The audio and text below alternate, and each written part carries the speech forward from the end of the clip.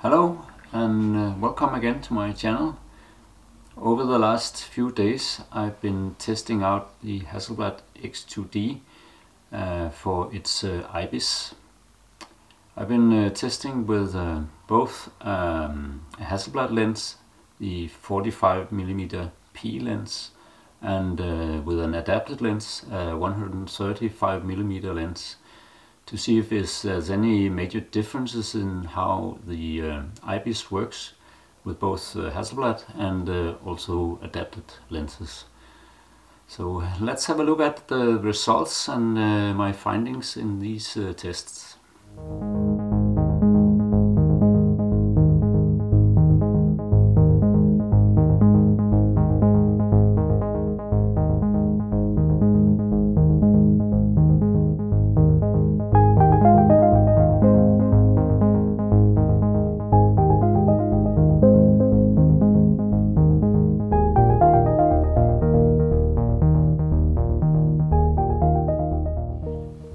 The first test was done with an old Tamron 135mm lens with a maximum aperture of 2.5.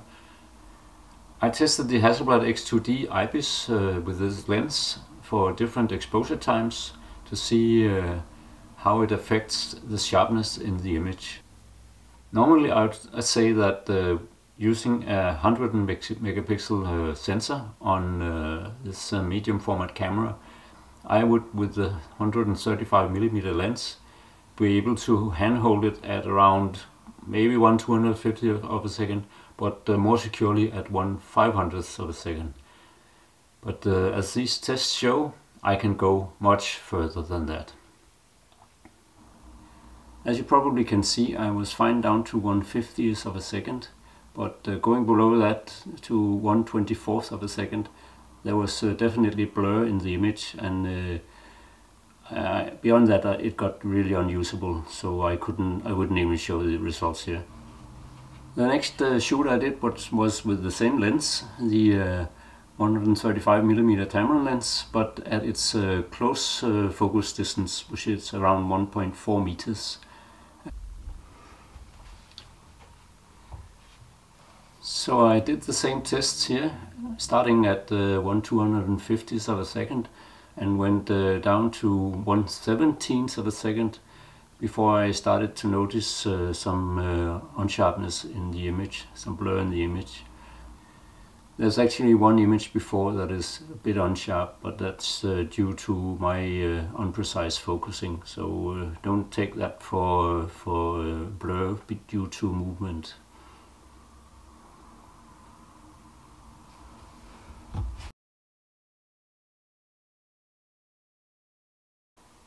What about the Hasselblad lens then?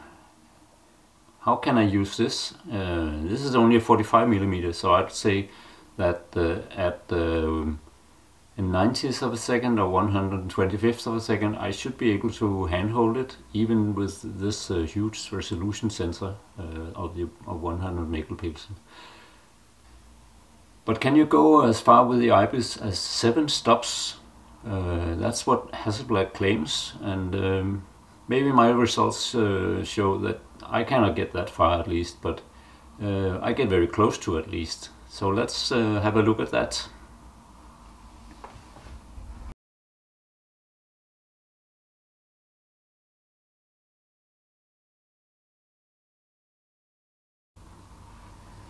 When focusing close up at these heather flowers at around half a meter's distance, I was getting pretty consistent results from the beginning, and it wasn't actually until I reached around 1/5th of a second that I was seeing some kind of unsharpness or blur occurring, and at half a second I was pretty certain that there was a bit of blur now. 1 second stop, 1 second exposure is completely unusable, that's for sure.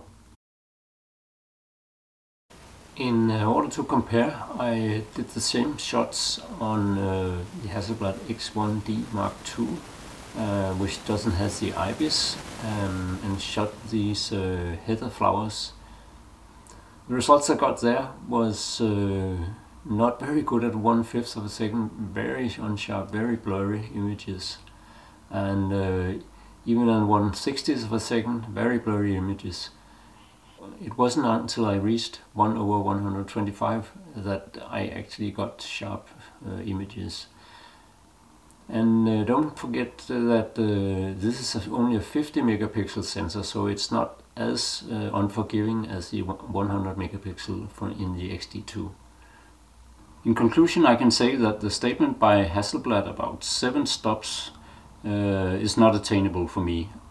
I get consistent results at 4 stops, longer exposures, 5 stops sometimes, but not always, but at 6 stops I haven't had any good results so far. So 4 to 5 sometimes is attainable for me.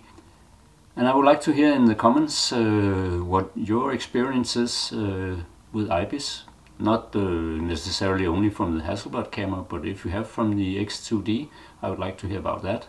But also from other cameras, what kind of how many stops you actually can go under.